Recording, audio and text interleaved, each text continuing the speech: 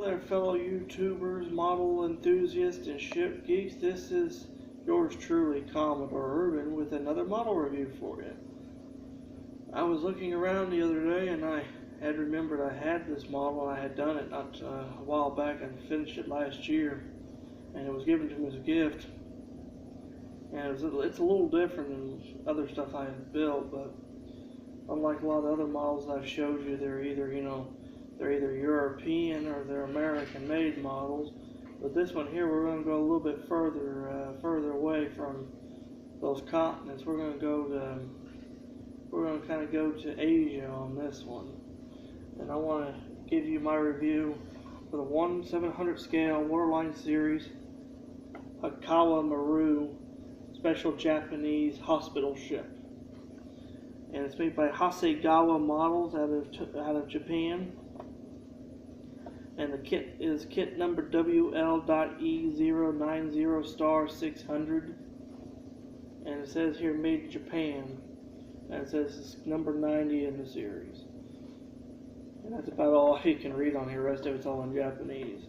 As you can see right there, a lot of it's in Japanese. But the Hikawa Maru, the history of the ship, as far as I know, I don't really know too much. I know that she was built for the NYK line, which was Nipissing Yasha College. I'm not even sure if I'm saying that right. I think it's either NKY or NYK. In the mid to late 20s. She sailed through the 30s, and then during World War II she was commandeered as a hospital ship, as you can see there on the front of the box. And then she went back to passenger service after World War II. And it was like, I think, mid-late 60s when she was retired. And just right when the people thought this ship was going to get scrapped, she was saved, and now she's a floating hotel museum ship, I believe in Tokyo Harbor, I believe. But I'm not really quite sure. If you guys know more about the history of the Hikawa Maru, please tell me. I'd like to know more. I also have a 1/350 scale model over too, also by Hasagawa, that I'll do an inbox review later on for.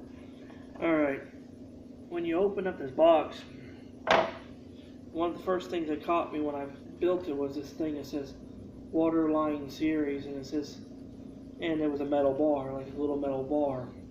And I didn't know why they had a little flat metal piece in there until I looked at the instructions, which are here, which there's no sense in trying to read it because that's all Japanese. But I just basically followed the pictures on the back here, and then when I saw, oh yeah, duh, that metal bar goes on the flat plastic part of the ship. So anyway, before I show you the finished product, I'll just give you right now my review for the model itself. For the painting of the ship, because it was 1/700 scale, it was a little harder than most of them were. So I'll give the painting about a 4, just because it's a little bit smaller than other ships I built and stuff, and it was a little bit harder to detail paint, but I did do it. As for putting it together, I'll give it about a 5. Some of it went together pretty easily, while some of it I had to kind of coax and massage the parts into place to make it do what it's supposed to do. Other than that, that's about it right there on that behalf there. Other than that, that's about it. So overall, I'll give this model a good solid 7 overall. And I'm not doing that just because it's that it's a Japanese model. I mean, this is the first time I ever built anything of a Japanese model ship. It's just the fact, like I said, I really don't like working with the 1/700 scale, 1/1200 scale, stuff like that. I like working with more like, the 1/600 scales, like the Airfix 1/600 scales are pretty good. The 1/570 scales, those are decent, and the 1/400 scales, and definitely the 1/350 scale, that's my favorite scale. And if you go into paper modeling, building paper model ships, I did a review on a JSCSS United States, and it's a 1/400 scale. There's some of them paper model ships that are 1/200 scale. But that's the reason why. But I also kept the decal thing where the decals were on because of could have told what the ship was and stuff on the back, so I just kept that too. And now for the overall finished product, there it is right there. This is the SS Hikawa Maru, and she would have appeared in World War II in hospital ship colors. Now these are the generally accepted colors of a hospital ship under the Geneva Convention rules and stuff, which were established, I believe, around World War One, because a lot of ships that were converted to hospital ships too overall looked like this. And if you can see here, you can really tell that the Hikawa Maru is a very special looking ship with a really unique silhouette, because her command and control, their bridge and stuff, is all, you know, separated from the rest of the structure here. And there's cranes here, there's a hatch, there's some more hatches here, some more cranes, and you got some more cranes here and some more hatches, and a stern deck house right there. So, also included with this model was a little display stand that has the ship's name both in English and Japanese. And on the back, I put the little Hasagawa plastic piece on there and put a little cross on there to show this was for the hospital ship form. But, you know, like I showed you, it's not that big of a model, and it's kind of a good idea to put a metal weight in there. You know, weighs it down just a little bit.